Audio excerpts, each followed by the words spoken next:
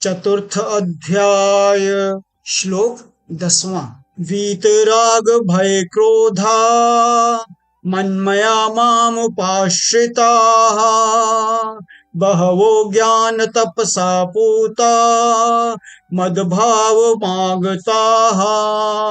राग, भय और क्रोध से सर्वथा रहित, मेरे में ही तल्लीन, मेरे ही आश्रित तथा ज्ञान रूप तप से पवित्र हुए बहुत से भक्त मेरे भाव को अर्थात स्वरूप को प्राप्त हो चुके हैं। ओम। श्री कृष्ण ने स्पष्ट किया था कि वे लोग जो उनके जन्म और उनकी लीलाओं की दिव्य प्रकृति को वास्तव में जानते हैं, वे उन्हें पा लेते हैं। वे अब इसकी पुष्टि करते हैं कि सभी कालों में असंख्य मनुष्यों ने इस साधन से भगवत प्राप्ति की है।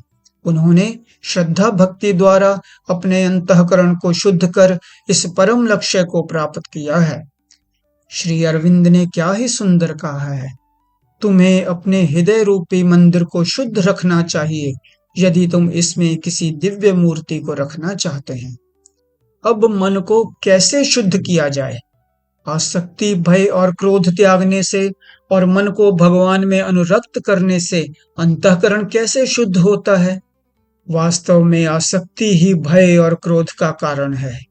जिन सांसारिक वस्तुओं में हमारी आसक्ति है वे हमसे छिन जाएंगी, इसकी आशंका से भय उत्पन्न होता है और विषयों की प्राप्ति में बाधा आने से क्रोध उत्पन्न होता है।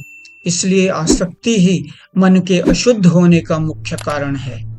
मन को काम वासना, क्रोध, लोभ, शत्रुता और मोह के विकारों से शुद्ध करने का श्रेष्ठ उपाय इसे संसार से विरक्त करना और भगवान में अनुरक्त करना है। मानस में कहा है, प्रेम भक्ति जल बिन रघुराई अभयंतर मल कभू न जाई। अर्थात भगवान की भक्ति के बिना मन का मैल नहीं धुल सकता। निष्कर्ष यह है कि संसार समुद्र से पार उतरने का एकमात्र उपाय श्री भगवान जी की अनन्य भक्ति ही है।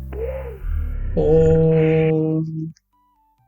श्रीमद् भगवत गीता के इस सनातन धर्ममय अमृतमय ज्ञान को जन जन तक पहुंचाने के कार्य में आप भी जुड़ें।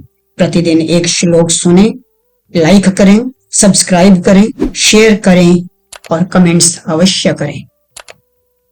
अपने युवा साथियों को भी इसे सुनने के लिए प्रेरित करें। कल एक और श्लोक के साथ उपस्थित होंगे। नमस्कार, धन्यवाद।